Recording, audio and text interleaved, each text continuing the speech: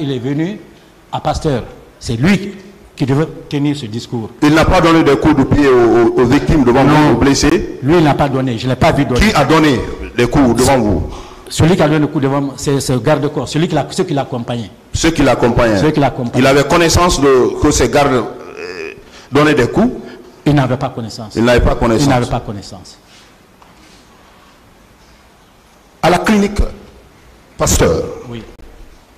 Vous êtes venu trouver les autres leaders? Oui, c'est Lou. C'est Lou, Sidia et Jean-Marie Doré. Oui. Et vous personnellement? Oui. Vous personnellement? Oui. Est-ce qu'à cet endroit, oui, vous avez reçu des soins appropriés? Le premier soin que j'ai reçu, c'était la veille, parce que c'est le 29 que j'ai été à Pasteur. Le 28, après le stade, j'ai passé de 15h pratiquement jusqu'au 29. À 9h, je l'ai passé à Donka. C'est là où j'ai reçu les premiers soins d'urgence. Mais ces soins n'étaient pas très appropriés. Et puis, j'ai été à Pasteur.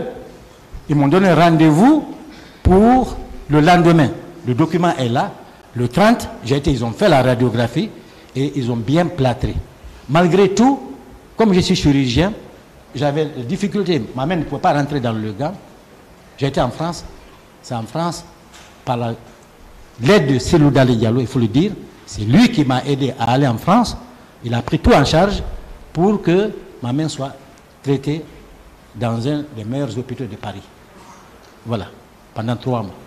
Dans votre récit également, M. Keita, oui, vous avez parlé de déclaration et vous avez parlé de la version de votre dame, votre femme. Oui. Et elle vous a fait état de la présence dans l'enceinte du stade de Kegoro. Oui. Confirmez-vous ces déclarations? Oui, et c'est agrippé. Parce que quand le civil, pas le béret rouge, c'est le béret rouge qui l'a maltraité, l'a bâtonné, sérieusement. Le civil est venu avec un couteau. Il a bien reconnu. Et il voulait l'égorger. Quand il voulait l'égorger, un des bérets rouges qui était en train de mettre, a dit, il n'a pas fait. Elle a pris. Et le bonhomme, déjà, il a obtempéré au dit de ce militaire béret rouge, mais malgré tout fâché, il a retourné l'arme dans la main de madame, il a lacéré complètement sa main. Et c'est cette main sanglante que, entre-temps, Kegboro venait et il a vu qu'ils étaient en train de la maltraiter. Il a dit, hey, arrêtez. Et madame était soulagée parce qu'il voit quelqu'un qui dit, hey, arrêtez. Et l'intéressé s'approche. Et il reconnaît bien, c'est Kegboro. Il dit, commandant, mon commandant, sauvez-moi, sauvez-moi. Et Kegboro, en train de passer, elle s'est agrippée à la chemise, me dit-elle, le bras droit, parce que Kegboro passait, elle était à gauche, et elle s'est agrippée avec sa main sanglante à la chemise du colonel Seguro, commandant à l'époque. Si le commandant est là, je suis sûr que c'est un pieux, et je suis sûr qu'il ne dira jamais le mensonge. Il reconnaîtra qu'il avait du sang sur sa tenue. Et ce sang-là, c'est le sang de Mme Keita. Je vais revenir pour terminer sur un passage. Lorsque vous étiez dans la logique de venir au stade, oui. Vous dites que vous avez été dissuadé par votre frère, qui était commandant à l'époque. Oui, commandant de la marine à la retraite. À la retraite. Oui. Vous confirmez ces déclarations? Oui, je confirme ces déclarations. Est-ce que cet acte posé par votre frère ne présume pas qu'il y avait déjà une préparation de réprimer ces faits? C'est certain parce qu'il n'a pas l'habitude. Et quand même, c'est un militaire à la retraite. Il a été commandant de la marine. Et il a vécu les massacres de janvier-février. Je me suis dit, certainement, c'est cela. Parce qu'il a dit avec insistance. Et à 7h du matin, 5h45, hein, le téléphone crépite. D'habitude, lui et moi, nous parlons généralement dans l'après-midi. Mais qui m'appelle à cette heure-ci et insiste de ne pas sortir, que ce n'est pas bon. Alors j'ai compris directement que ça allait être chaud. Je ne pensais pas, je n'étais pas sorti pour aller mourir, hein, mais j'avais envisagé cette possibilité parce que je sais que les militaires, généralement, ils sont capables de tirer et de tuer, comme ils ont fait en janvier-février 2007. Et c'est pourquoi j'ai dit à madame, toi tu restes, mais il se peut que je ne revienne pas. Mais si je ne reviens pas, occupe-toi des enfants, ceux qui sont enfants et ceux qui sont là. Mais aussi, il n'y a aucune possibilité pour moi de ne pas aller. Parce que si je ne vais pas, je ne pourrai plus te regarder en face. J'aurai la prison de conscience. Je ne pourrai plus me mirer. Je serai un homme vivant mort. Et je serai traité comme un lâche. Non, je ne le fais pas. Elle a insisté. J'ai dit non, je vais partir. Et voilà, c'est ce qui est arrivé. Je vous remercie. Je vous remercie, Monsieur le Président. Moi, je vous remercie.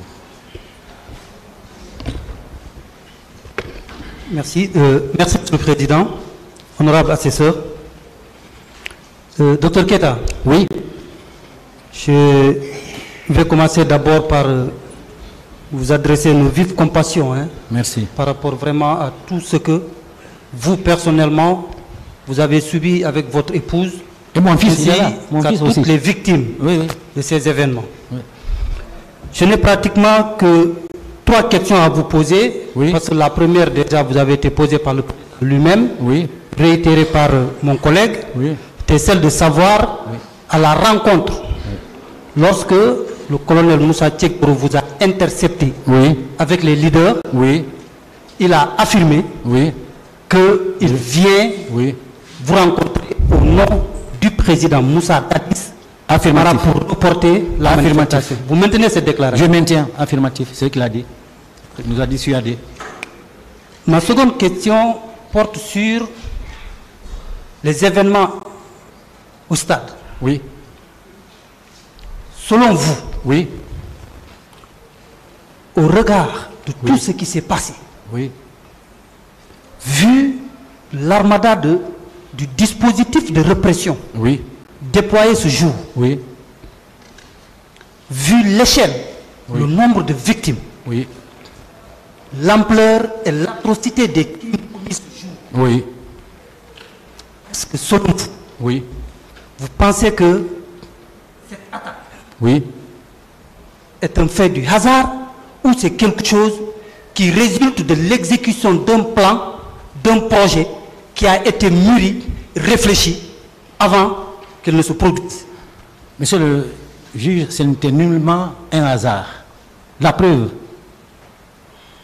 quand le colonel Tchekbro nous a dissuadés et nous n'avons pas obtempéré, il s'est éclipsé. Entre-temps, j'ai fait quelques 20 à 50 mètres pour chercher de l'eau à boire, pensant qu'il y a des gens qui vendaient des sachets d'eau. Mais là où il y a actuellement l'hôtel Millennium, là où l'hôtel Millennium est construit, il y avait quelques militaires déjà qui étaient parsemés. Il n'y avait personne d'autre que les militaires. J'ai compris, quelque part, pour moi, certainement, c'est pour nous encadrer, pour ne pas que ça déborde vers l'intérieur. Donc ça signifie que déjà, les militaires étaient postés. Ce n'est pas donc un fait du hasard. Ce n'est pas un fait du hasard. Pas du tout. Je suis tout à fait d'accord avec vous. Alors, est-ce que dans l'enceinte du stade, avez-vous constaté la présence des civils armés parmi les militaires? Non, je n'ai pas constaté. Je n'ai pas le porte de constater, honnêtement. Dans vos déclarations, vous dites... Mais madame dit que c'est un civil qui a failli qui a voulu l'égorger. Un civil? Un civil. Oui. Et c'est un béret rouge qui lui a dit non. Il n'a pas faradé. Non, ne le tue pas avec un ton ferme. Ça se recoupe avec la déclaration de l'une des parties civiles qui venait de passer ici, qui dit effectivement, lui aussi avoir vu un civil sortir de sa jaquette, un couteau et poignarder, éventrer. C'est pas exclu. Une des victimes. Donc c'est pas exclu qu'il y avait effectivement la présence des civils armés parmi les militaires. Je vais terminer par rapport à l'attitude de mépris du ministre de la Santé. Exactement. Je pense que c'est ce qui vous a choqué. C'est ce qui m'a choqué. Face aux blessés. S'il n'était pas médecin, ça ne m'aurait pas choqué. Il était militaire simple, Ça ne me choque pas. Quand ils sont en transe, ben, ils font du n'importe quoi. Mais un médecin assermenté, il ne doit pas. Donc Voilà. il a adopté une attitude de mépris à l'égard des victimes. Exactement, c'est ça. C'est ce que je le reproche, lui. Et vous convenez avec moi, cette attitude est contraire à son serment. Serment d'Hippocrate. Totalement contraire au serment d'Hippocrate. Totalement. Même en cas de guerre. Merci, Monsieur le Président. Honorable assesseur, je vais laisser la parole. Je vous remercie. Merci. Et beaucoup de courage à vous. Merci, maître. Merci, Monsieur le Président, honorable assesseur. Monsieur Ben Youssouf Keita. Oui, maître. Voilà. Le parquet vous réitère toujours sa compassion. Merci. Par rapport à tout ce que vous avez vécu et ce que votre femme également a vécu. Merci. Alors, ce jour au stade. Oui. Bien avant le stade, lorsque vous étiez arrivé chez M. Jean-Marie Doré, oui. Il vous disait qu'il avait reçu un appel du président d'Addis. Oui, qui lui demandait oui. De ne pas aller et d'attendre qu'il envoie une délégation. Jean-Marie nous a dit qu'il y a une délégation, que le président envoie une délégation qu'il doit recevoir. C'est la délégation des prélats, ou je crois des religieux. Il a parlé des religieux. Je crois l'imam Camara et quelque chose comme ça là. Voilà. Et ça rejoint ce que le colonel Tchebourou vous a dit, parce que lui aussi vous a dit que c'est le président d'Addis qui l'a envoyé vers vous. Oui, affirmatif. Merci bien. Aussi, au stade, est-ce que vous avez remarqué la présence de gens qui arboraient des t-shirts couleur Chelsea, Arsenal et autres? Non. Il y avait des dizaines et des dizaines de milliers. D'accord. Alors, je ne pouvais pas... Vous n'avez pas pu remarquer ça? Non, je n'ai pas remarqué. D'accord. Et les gens étaient habillés, bon, n'importe comment là. C'était la fête. Voilà. Et votre épouse a échappé à une tentative d'assassinat? Oui, elle a échappé à une tentative d'égorgement même, pas d'assassinat, parce qu'il voulait l'égorger. C'est pas poignarder autre chose. Mais elle a pris... Oui, mais quand on égorge quelqu'un, ça donne quoi? Excusez-moi. C'est-à-dire qu'il voulait l'égorger. Voilà. C'est ça. C'est pourquoi le béret rouge a intervenu. Parce qu'il frappe, peut-être, il tire, mais égorger, c'était... même pour lui, c'était inacceptable. Bien. Malheureusement, une fois de plus, elle se sort de cela, la main lacérée. Les choses sont là. Elle voit un officier qui normalement doit l'apporter assistance parce que c'est une personne en danger, qui au début donne ordre parce qu'il voit, il aperçoit, arrêter, et au lieu vraiment de continuer, malgré que madame s'est agrippée à sa chemise, il ne l'a pas fait, son garde-corps l'a giflé, elle a perdu connaissance. Et lui, il a continué son chemin. Pourquoi? Et c'est confirmé même par le certificat médical, voilà, qui a été dressé par la clinique Pasteur. C'est bien Madame Fatoumata? Oui, c'est Fatoumata. D'accord. Il est clairement dit ici qu'elle a eu une plaie au niveau de la main droite. Exactement. D'accord. Et vous aussi, vous avez produit un certificat médical qui prouve à suffisance que vous avez reçu un coup sur la tête. Ma main là, elle n'est pas guérie encore. Ça voilà. Voilà, parce qu'ici aussi on parle de votre tête. Ouais. Bien. Et en dehors de tout cela, qu'est-ce que vous savez des cas de viol, des cas d'esclavage sexuel, des fosses communes, d'enlèvement de cadavres au niveau des morgues, puisque vous étiez dans le mouvement? Oui. Qu'est-ce que vous pouvez nous dire par rapport à tout cela? À part de moi que je ne peux pas donner des preuves irréfutables, je ne peux pas commenter. C'est des on-dit. Et à mon niveau, je ne peux dire que ce que je peux confirmer à n'importe quelle heure de la journée ou de la nuit ou de l'année et dans n'importe quelle situation. Quand je suis conscient, je peux dire. J'ai ouï dire qu'il y a eu effectivement des disparus. Les témoins sont là. Un des journalistes, en la personne de Mohamed Ali Kondé de Djouma, a perdu son oncle. Il peut le confirmer. Donc, je peux le faire confiance. mais je ne peux pas m'avancer. J'ai ouï dire qu'il y a eu des femmes violées. Et là, j'ai pu confirmer parce que j'ai eu à soigner. Je vous ai dit tantôt qu'après, dans les années 2011 jusqu'à 2013, je prenais en charge dans l'association caritative Fitima de Mme Hawa Dramé. De Mme Hawa Dramé, 6 Kaporo Rai, c'est une association pour prendre en charge des enfants avec des difficultés psychomoteurs. Et nous avons pris en charge gratuitement, et moi-même volontairement, des personnes qui ont été violentées au stade du 28 septembre, le 27 2009, dont des jeunes blessés, handicapés orthopédiquement, des femmes violées, dont une, malheureusement, malgré ses 50 ans, elle a été violée, elle a contracté le sida, je l'ai suivie jusqu'à sa mort. Ça, je peux confirmer ça. Les documents existent. Donc, il y a effectivement eu, en me basant sur cela, viol. Il y a exactement eu disparition en me basant sur la déclaration de Mohamed Ali Condé. Et c'est ce que je peux dire. Merci beaucoup. Merci, Monsieur le Président. La défense. Question.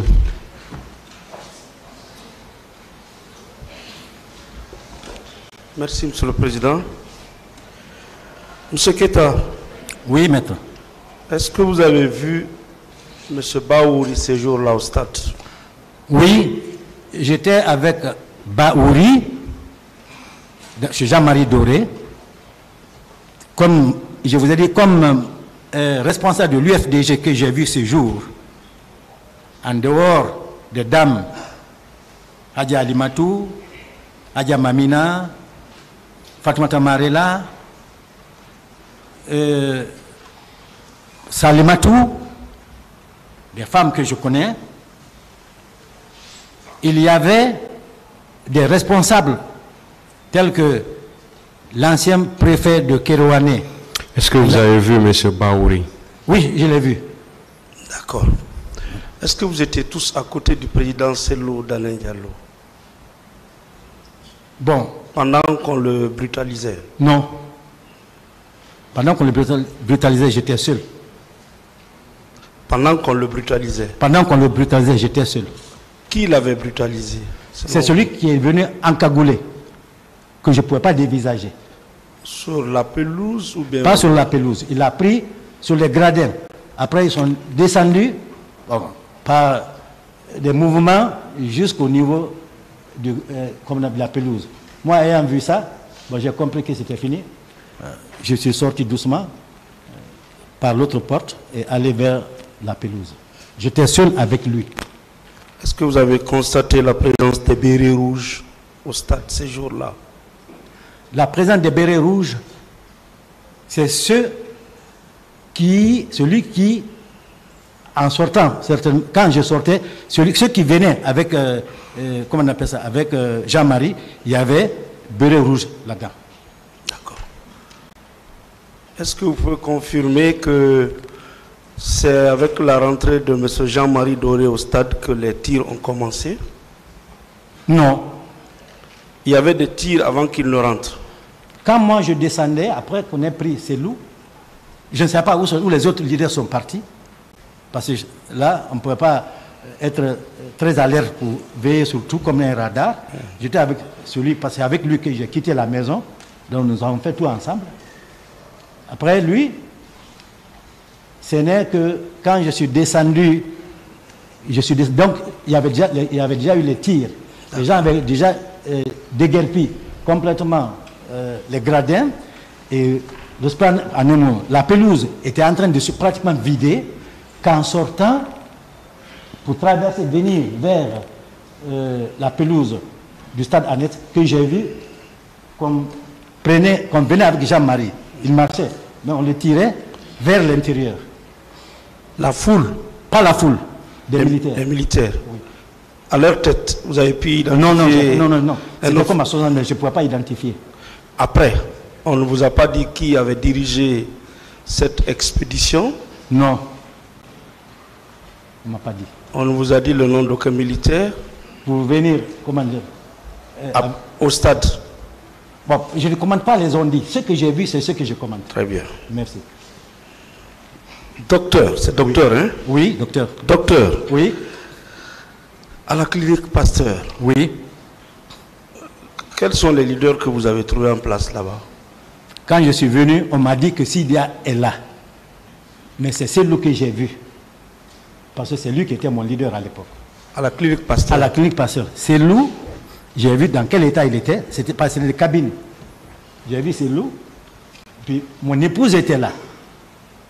Donc, je me suis intéressé à Cellou pour me rassurer qu'il n'était pas mort. Et maintenant, je me suis occupé de mon épouse. Vous avez constaté la présence là-bas de M. Baouri? Non, je ne l'ai pas vu là-bas. À la clinique? Non, je ne l'ai pas vu. Vous êtes arrivé à la clinique le 30? Non, le 29.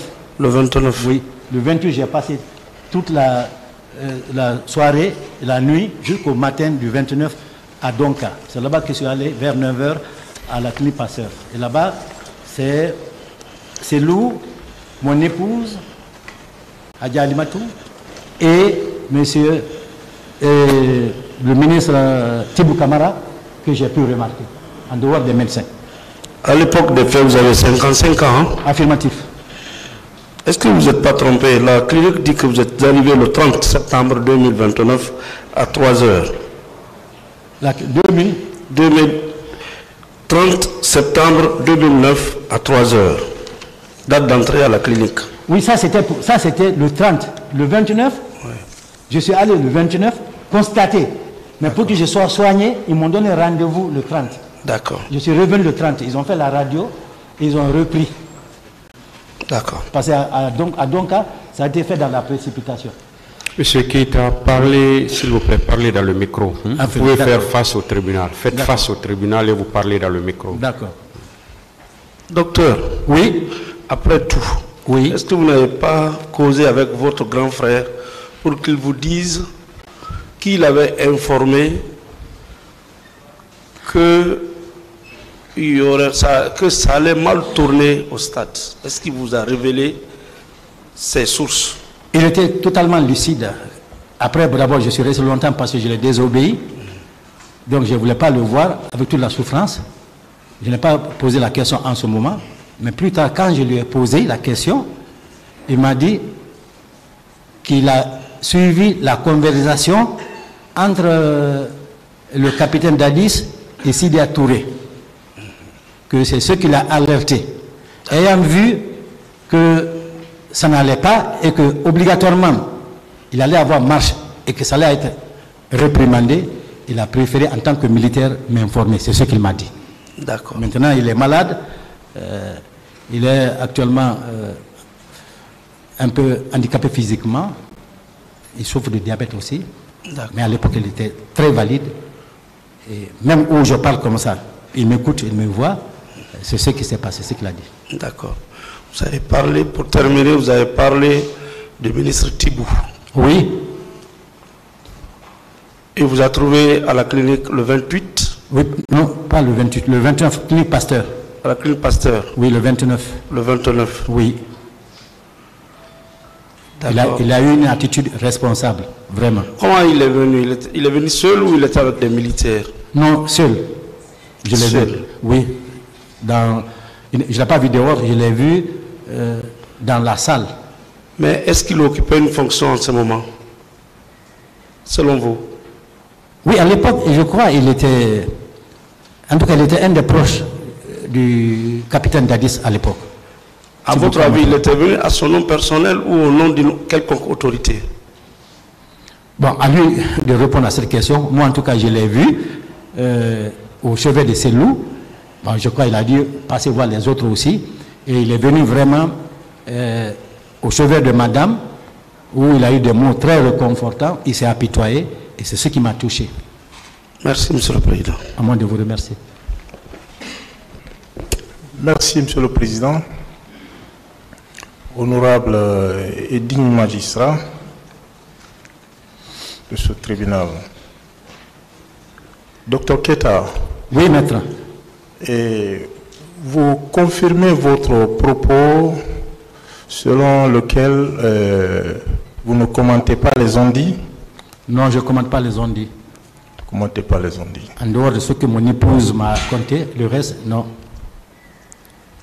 Ce que votre épouse vous a dit. Oui. Comment vous qualifiez ça? C'est quelqu'un d'autre qui vous a dit ou bien c'est ce que vous-même vous avez vu?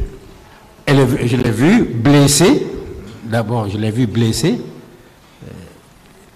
J'ai constaté la plaie, c'est écrit là. Ensuite, elle m'a raconté son calvaire. Et j'ai su la sincérité dans ce qu'elle disait. Et personne d'autre ne m'a raconté ce que ma femme a subi. C'est elle qui me l'a raconté. Et une fois de plus, elle n'ose pas avoir un béret rouge. Jusqu'à aujourd'hui, elle n'ose pas avoir un béret rouge. Monsieur Dr Keita, oui. Pourquoi vous n'avez pas pris la précaution de mettre les propos de votre épouse au conditionnel? Non, parce que je la fais totalement confiance. C'est vrai et je l'ai vécu. Elle a failli donner sa vie pour moi. Et c'est pourquoi j'ai dit que je ne pourrai jamais la remercier. Et je la fais plus confiance à elle-même qu'à moi-même. Ok. Mais vous confirmez quand même que ce que vous avez déclaré concernant votre épouse vous a été rapporté. Vous le confirmez quand même? Par mon épouse? Oui. C'est mon autre moitié, donc c'est moi-même. Non, à cette audience, oui. Vous confirmez que ça vous a été rapporté. Vous n'avez pas vu, vous n'avez pas entendu ce qui s'est passé en ce moment-là.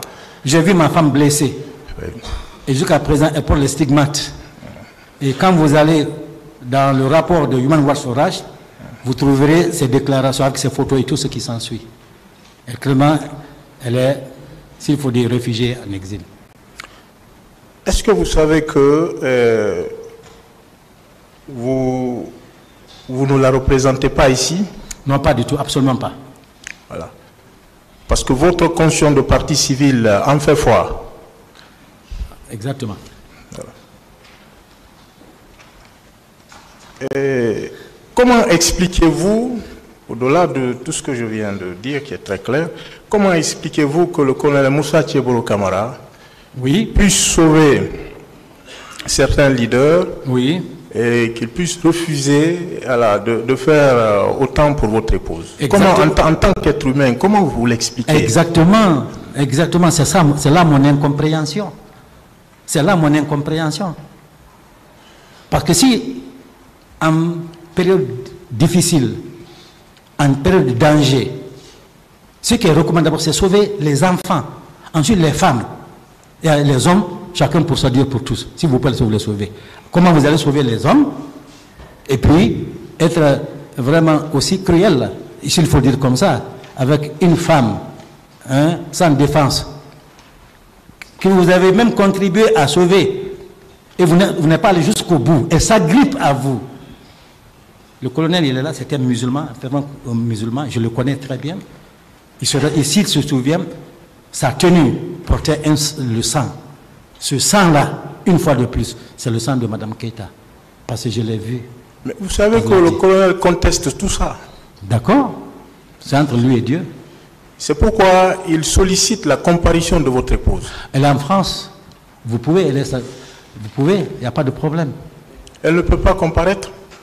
Mais ça, si l'Auguste Cour décide de contacter les autorités françaises, parce qu'elle est sous leur protectorat, aujourd'hui mes enfants, ils sont sous leur protectorat, elle viendra, pourquoi pas?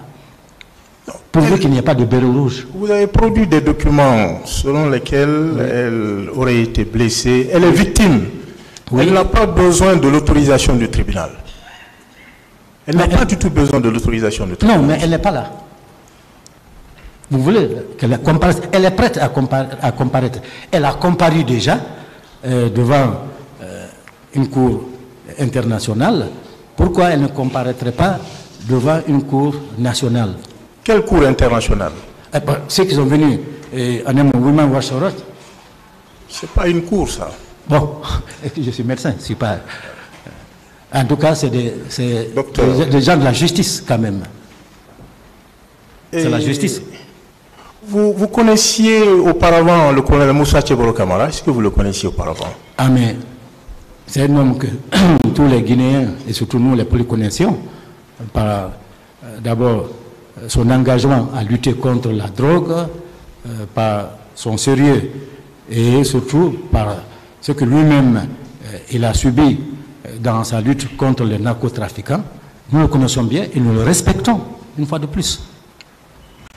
Est-ce que ce que votre épouse vous a expliqué le ressemble au regard de tout ce que vous venez vous-même de dire tout à l'heure là? Je suis surpris parce que c'est lui qui a dit arrêtez. C'est ça. Parce que c'est sûr et certain, s'il n'avait pas dit arrêter, peut-être qu'ils allaient continuer de la battre et l'achever là. Mais il a dit, hey, arrêtez. Selon ce que mon époux m'a dit, hey, arrêtez ça. Et comme il était à quelques mètres, mais il a continué de venir. Et arrivé à son niveau, elle s'est agrippée à elle. Normalement, il devait continuer. Puis son garde qui est à côté de nous me dit, bon, accompagnez cette femme dehors. Mais non. Non, est-ce qu'elle ne s'est pas trompée de personne? Elle ne s'est pas du tout trompée de personne. Absolument pas. Ça, je peux donner ma tête à couper pour ça. Et vous avez tout de suite affirmé ici que le colonel aurait dit qu'il était venu au nom du président Dadis. Affirmatif. Vous savez qu'il y a plusieurs versions concernant ces circonstances-là. C'est possible. Mais moi, je crois à ma version. Vous confirmez que le colonel s'est adressé au président, au pluriel, le président Sidi Touré et Cellou Dalein Diallo. Je confirme. Voilà. Pas à vous. Pas à moi. Moi, je n'étais pas leader à l'époque. Voilà. Je suivais les leaders. Voilà. Comment vous avez pu entendre que le colonel dise, voilà, je suis venu au nom du président de la République? Mais parce qu'il n'était pas à plus d'un mètre de nous. Il était pratiquement à quelque chose de 30 cm. Donc tout ce qui était à côté, c'est pourquoi Cellou a entendu, Sidi a entendu, Baouri, tout le monde a entendu. Tout ce qui était à côté, François Lucien Fall, tout le monde a écouté, a entendu, comme moi également. Personne n'avait les oreilles bouchées. Justement, vous avez suivi M. François Lucien Fall ici, M. Baouri. Ils n'ont jamais tenu de tels propos. Je vous lis également ce que Hélas Cellou Dalein dit à ce propos, avec la permission du tribunal. Comme les manifestants arrivaient en masse au stade, nous avons décidé d'aller à leur rencontre. Arrivés au portail de l'université Gamal Abdel Nasser, nous avons rencontré le colonel Tchebolo avec une équipe de gendarmerie. Une équipe de gendarmes et de policiers qui nous ont interdit de passer. J'ai indiqué que cela n'était pas juste ni équitable, dans la mesure où tous les jours, ils autorisent et parrainent des manifestations de soutien à la candidature de Dadis et ils nous refusent de nous exprimer notre désaccord avec cette candidature. Alors que nous étions bloqués là, Tchebolo est parti vers le stade pour revenir 10 à 15 minutes après pour intimer aux agents de nous céder le passage en nous demandant d'aller sensibiliser les manifestants. Vous voyez, il ne dit pas que c'est le président qui lui a demandé de vous dire de reporter la manifestation. Premièrement, Cellou ne le dit pas. Premièrement, avec le rythme du travail que j'avais actuellement à la clinique et surtout pour l'implantation de mon parti, je n'ai pas eu le temps de suivre les dépositions des uns et des autres. Ça, c'est la première des choses. Deuxièmement, je dirais ici que ce que j'ai vécu, parce que 1000 ans après, même à l'au-delà, je le répéterai, une fois de plus, Kegboro est venu avec son garde-corps, lui et son garde-corps, même pas 10 ou 3 ou 15 personnes, il était seul avec son garde-corps. Là où nous a trouvé, il y avait Cellou, Sidia, Baouri et François Lucien, ils sont venus après, et moi-même, il est venu, il a dit à haute et intelligible voix, Président, s'il vous plaît, le président demande à ceux que vous annulez, ceux que vous reportez cette marche. Il a dit, haute et intelligible voix, à ceux que vous reportez cette marche, c'est lui qui est arrêté comme ça. J'étais à côté, Sidia le premier a dit, mais on ne peut plus. On ne peut plus. Docteur Keita. Voilà, donc c'est ce que j'ai écouté. Maintenant, ce qu'eux, ils ont écrit, vous savez, chacun peut voir, vous pouvez voir le verre à moitié plein comme à moitié vide. Selon l'angle que vous posez, vous pouvez voir vraiment. Ce que moi j'ai dit, aujourd'hui, je ne mentirai pour qui que ce soit. Selou est un leader, Sidia est un leader, moi aujourd'hui je suis un leader. Donc je ne mentirai pour personne. Voilà. Docteur Keita, oui. Comment alors expliquez-vous que vous soyez au même endroit, au même moment, et que les propos soient contradictoires? Ben, je n'ai pas lu leurs propos, moi je dis ce que j'ai vécu, ce que j'ai ouï dire et ce que j'ai entendu. C'est pas ce qu'on m'a raconté, c'est ce que j'ai entendu. Je poursuis. Oui. Un bon technicien, oui. Vous avez produit un compte-rendu. Oui. Il me semble que ce compte-rendu n'est pas daté. Il me semble, hein, sauf erreur, je peux me tromper. Ce compte-rendu médical. Les deux comptes-rendus produits. Les deux comptes-rendus, regardez. Non, c'est des certificats. C'est des comptes-rendus médicaux. Mais qu'est-ce qu'ils disent? Je dis que ce n'est pas daté. Si, il y a la date. Regardez, c'est simple. Il y a la date. C'est quelle date? C'est de quelle date? Le 30, pour moi et mon épouse, nous étions à la clinique Pasteur. Et à la clinique Pasteur, ils ont soigné la main de madame après les 9 points de suture.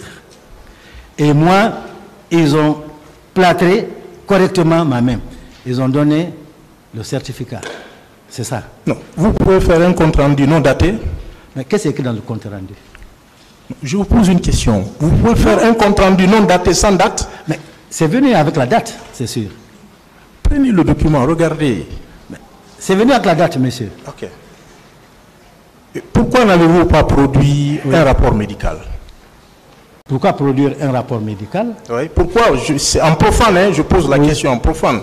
Vous êtes un technicien de la matière. Le rapport médical, oui. Le rapport médical, oui. C'est le médecin qui le produit à la demande du client, du patient. C'est le rapport.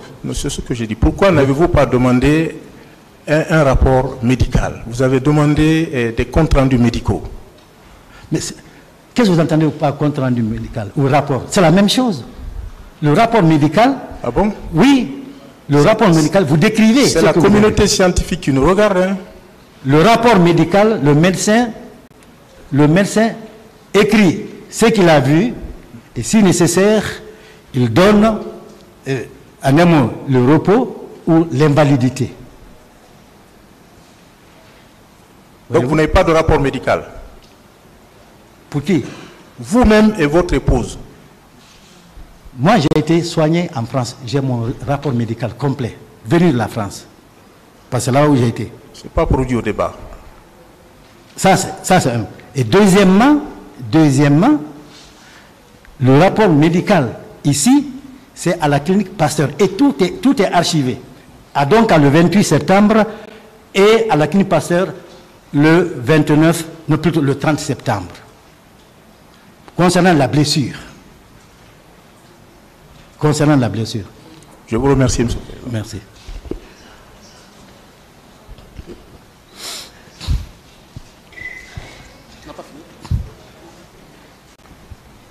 Merci, Monsieur le Président.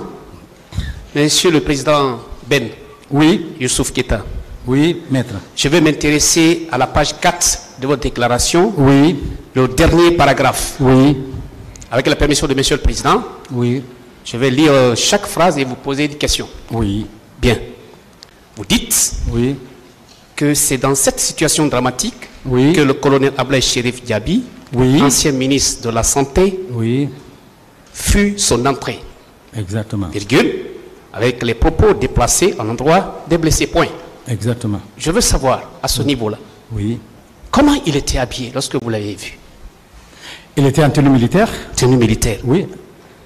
Vous l'avez dit qu'il n'était pas armé. Il n'était pas armé. D'accord. Mais ceux qui l'accompagnent étaient armés. Bien. Vous poursuivez, vous dites, oui. Il criait sur nous et nous reprochait d'avoir été au stade. Exactement. Ok. Oui. Il criait. Oui, est-ce que des cris, c'est des injures? Oui ou non? Les cris, ce n'est pas des injures, mais c'est l'attitude que le médecin doit avoir. S'il n'était pas médecin, oui, je vous assure que ça ne m'aurait pas choqué. Vous en êtes sûr? Le médecin, et à l'époque, ministre de la Santé en plus. D'accord. C'est tout. Vous en êtes sûr qu'il a crié sur vous? Oui, non, non, évidemment. Il n'a pas de ré comme ça, il a dit, mais qu'est-ce que vous êtes allé chercher au stade? Très bien. Qu'est-ce que vous êtes allé chercher? Ce ton, moi qui suis médecin, oui, vous comprenez, assermenté, même un peu plus que lui-même, ok, qui a fait mes études, comme lui, ici, en Europe, je suis diplômé de la faculté de médecine de Cuba et médecin des hôpitaux de Paris. Oui. Je suis chirurgien comme lui. D'accord. Bien. Voilà. Alors, vous poursuivez? Oui. C'est qu'il n'avait aucune pitié, il ne compassait... Non, ce qui m'a choqué, voilà, virgule, oui, c'est qu'il n'avait aucune pitié, oui, il ne compatissait pas à notre malheureux sort. Oui. Ok? Oui, comme Tibou Kamara a compati. D'accord. Il devait le faire.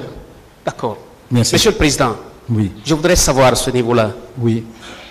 Et pensez-vous pas que si une situation drastique telle que celle-ci se présente en soi, oui, pensez-vous qu'il n'y a pas d'émotion qui peut venir à un être humain? C'est possible, oui. C'est possible, n'est-ce pas? Oui. Parce que personne n'est parfait, je pense. C'est clair. Très bien. Mais un médecin doit savoir raison de garder et avoir le sang-froid. Monsieur le Président. Oui. Lorsque vous recevez, par exemple, à votre clinique que je connais très bien, oui, vous êtes véritablement un bon médecin, oui, et vous recevez un patient d'urgence, oui, son cas est excessif, oui, et vous n'avez pas, quel que soit votre cas de médecin, votre serment d'Hippocrate, oui, d'avoir des émotions, et vous n'arrivez pas? D'abord, la première chose qu'on enseigne à un médecin, oui, c'est de te confronter à la mort. D'accord. Quand vous allez commencer l'étude de médecine, vous commencez par l'anatomie. L'anatomie, c'est le corps humain. Donc, vous allez voir des cadavres. Vous avez des parties pour vous dire que l'émotion ne doit pas être en vous. Dans quelque situation que ce soit, c'est comme un chef de l'État normal, vous devez avoir le sang-froid et la tête posée comme un leader. Le médecin, il n'est pas permis qu'il soit émotionnel. Imaginez-vous que vous venez avec votre être cher, supposons dans une situation grave, soit accidentée ou en train de convulser. Vous venez voir le médecin. Et le médecin considère qu'il dit, non.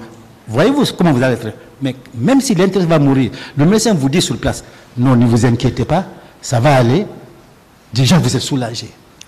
Le colonel, ce jour médecin, devait avoir de l'empathie pour ceux qui étaient couchés, qui souffraient.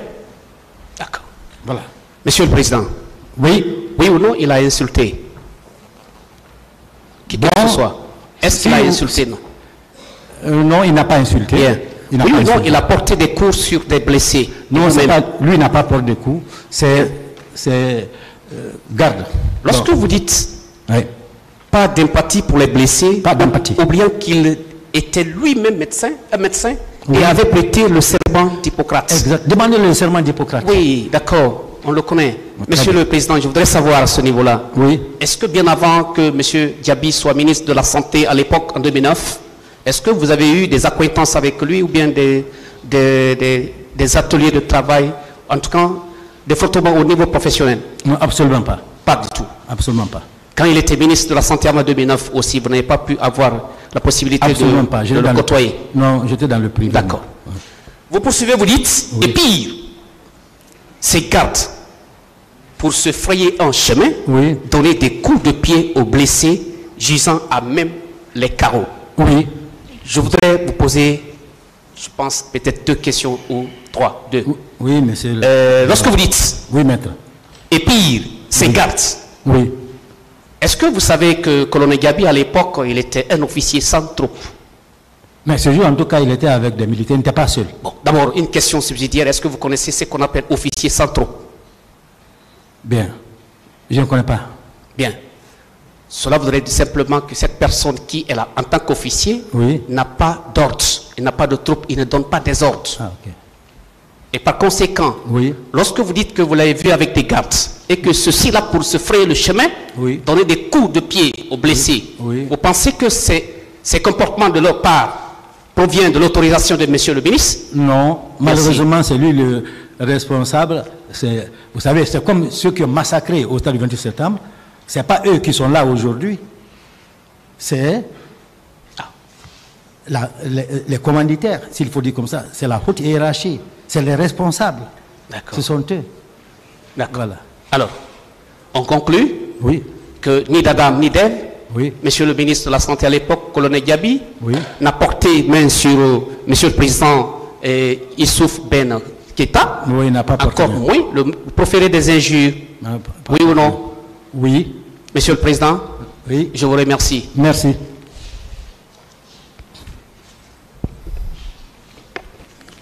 Docteur Keita? Oui. Je suis particulièrement ému par vos déclarations. Oui. Et je profite de cet instant pour vous transmettre l'apitoiement, toute l'humanité du capitaine Marcel, relativement à ce qui vous est arrivé, et vous et votre épouse. Merci. Je veux vous poser quelques questions, mais d'ici là, il y a deux phrases qui ont retenu mon attention dans votre déclaration. Vous avez dit que nous sommes une nation. Et également, vous avez dit que la personne qui s'est attaquée à El Hadji Dalen Diallo, ce jour était en Kagouli. Donc, toute notre intervention sera autour de ces deux phrases. Docteur, vous êtes passé sur une chaîne de télévision de la place. Oui, maître. Plusieurs. Vous savez que les propos tenus là-bas et ceux qui sont consignés dans votre lettre de constitution de parti civil sont identiques? Oui, maître. Je vous remercie pour votre constance. Merci. Vous savez également que la nation, c'est ce groupe humain très vaste, mais qui se caractérise par la conscience de vivre ensemble et de son unité. Vous savez ça? Oui, maître. Merci. Parce que vous êtes leader politique. Vous connaissez l'importance de la nation. Affirmatif. Docteur. Oui, maître. Je vais reprendre votre déclaration.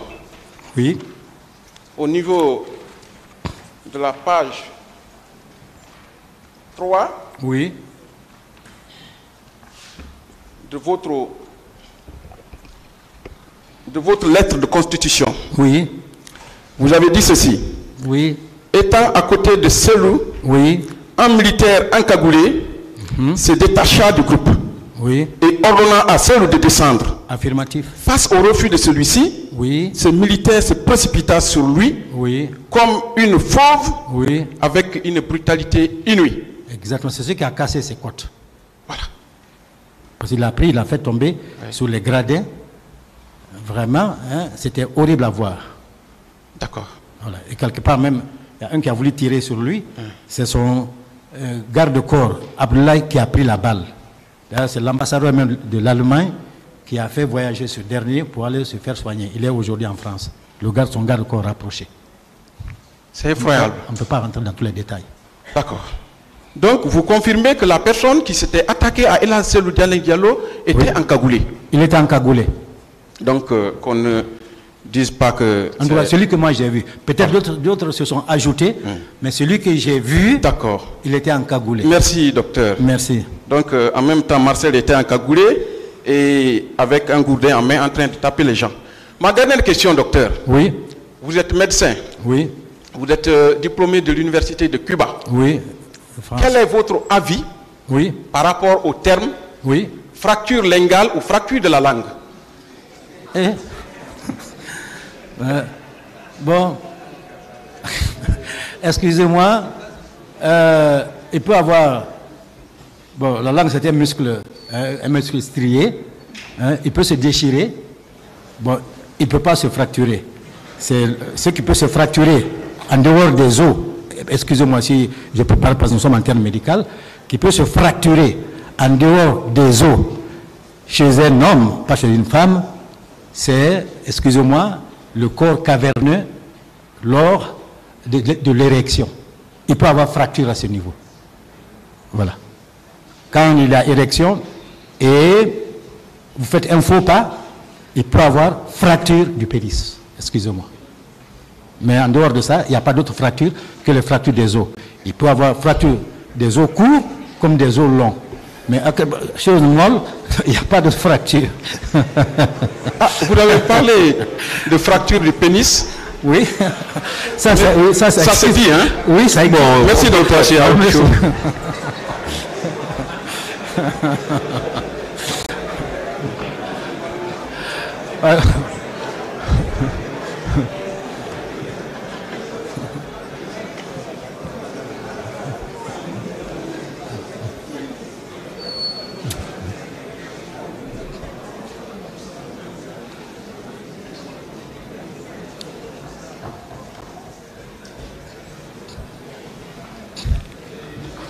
Oui, maître.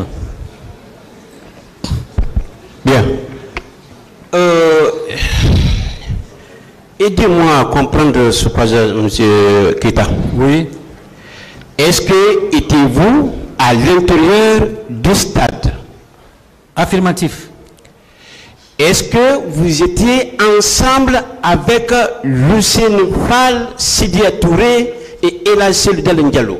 Affirmatif, Akbaouri, ensuite Dr Saliou Bella, Yero Diallo, Yero Baldé plutôt, et Diani, avec Silla Aboubakar. Nous sommes sur la même ligne. D'accord. Est-ce que selon vous, le républicain colonel Moussa Tchigourou Kamara peut-il rentrer à l'intérieur du stade sans le voir? Reprenez votre question, maître. Je dis bien. Oui. Étant à l'intérieur du stade, oui. Est-ce que colonel Tchigourou Kamara pouvait rentrer sans le voir? Sans voir qui? Sans voir colonel Moussa Tchigourou Kamara. Parce que votre femme a clairement dit que c'est à l'intérieur, voilà. Oui, sur la pelouse. Elle était pratiquement vide. Et au côté même de madame gisait déjà le corps d'une femme martyrisée. Bon, je ne vais pas rentrer dans d'autres détails. Est-ce que vous savez, dans la déclaration de Lucien Fall, il a dit qu'il n'a jamais vu colonel Moussa Tchigourou Kamara à l'intérieur du stade? Bon, aidez-moi à comprendre la question de monsieur. Non, Lucien Fall, il a été clair. Vous parlez de Lucien Fall? Oui, il dit qu'il n'a jamais vu colonel Tchigourou Kamara à l'intérieur du stade. Oui, ça n'engage que lui. Mais ma femme a vu colonel Tchigourou Kamara à l'intérieur du stade et elle s'est agrippée. Voilà. Je ne prends pas la parole de Luceni. Pour moi, ce n'est pas une parole d'évangile, c'est la parole de mon épouse que je peux commenter. Oui, bon, justement, c'est elle qui veut être là, mais puisque vous répondez... Non, mais... Ok, je continue, M. Keita, je continue, s'il vous plaît. Je parle en son nom. Je continue, M. Keita. Oui, allons-y. Est-ce que vous confirmez avec moi, c'était la même déclaration de la part de Sidia Touré? Vous n'avez jamais vu colonel Tchigourou Kamara à l'intérieur du stade? Ça n'engage que Sidia. Mon épouse a vu colonel Tchigourou et elle s'est agrippée à la tenue de colonel Tchigourou au stade du 28 septembre sur la pelouse. Et colonel Tchigourou, quand les militaires Béret Rouge l'a maltraité, colonel Tchigourou a donné ordre d'arrêter.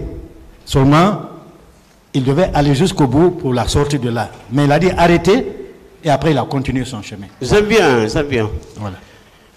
Alors, M. Keita, oui. Est-ce que vous êtes d'accord avec moi? M. Ousmane Diallo a dit clairement devant ce tribunal criminel qu'il n'a jamais vu Colonel Thiegoro Camara à l'intérieur du stade.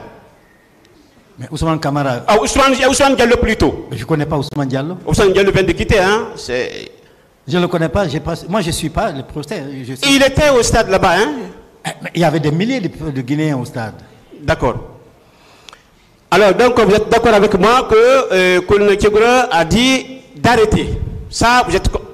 Oui, il a dit, hey, arrêtez. Il a sauvé ou bien il n'a pas sauvé votre femme ce jour-là? Il n'est pas allé jusqu'au bout. Il a sauvé ou bien il n'a pas sauvé votre femme? Il n'a pas sauvé parce qu'il a laissé dans les mains de ses bourreaux. Il n'a pas allé jusqu'au bout. Voilà. Parce que si le vieillot là ne l'avait pas tenu pour la sortir de ce enfer, le temps qu'elle quitte la pelouse, sortir l'esplanade et aller vers Dixine ou aller comme moi, j'irais aller vers l'Andrea, peut-être quelqu'un l'aurait abattu ou d'autres se seront jetés sur elle. Il devait, comme il a commencé, il a vu qu'on était en train de la maltraiter. Il dit, hey, arrêtez ça.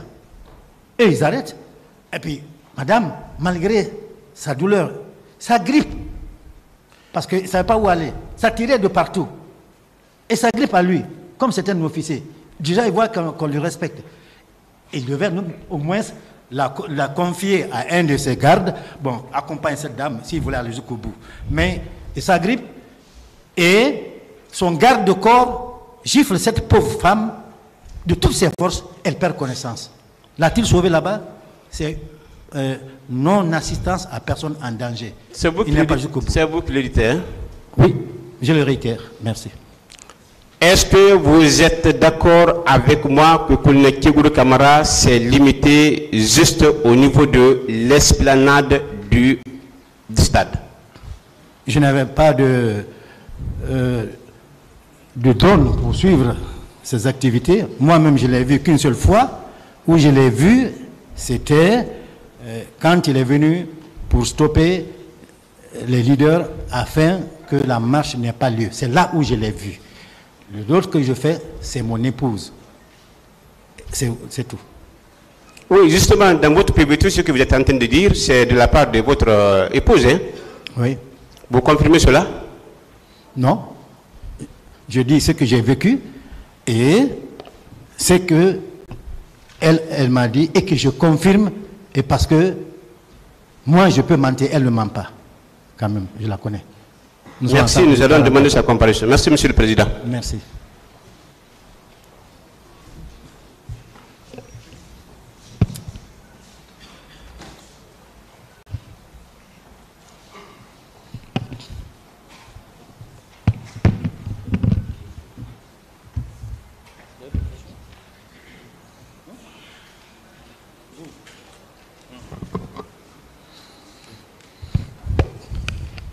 Monsieur Keita. Oui, maître. Avec la permission, bien entendu, du tribunal, vous avez eu à parler des informations dont vous disposiez, vous et Elhadj Cellou Dalein Diallo, et selon lesquelles la manifestation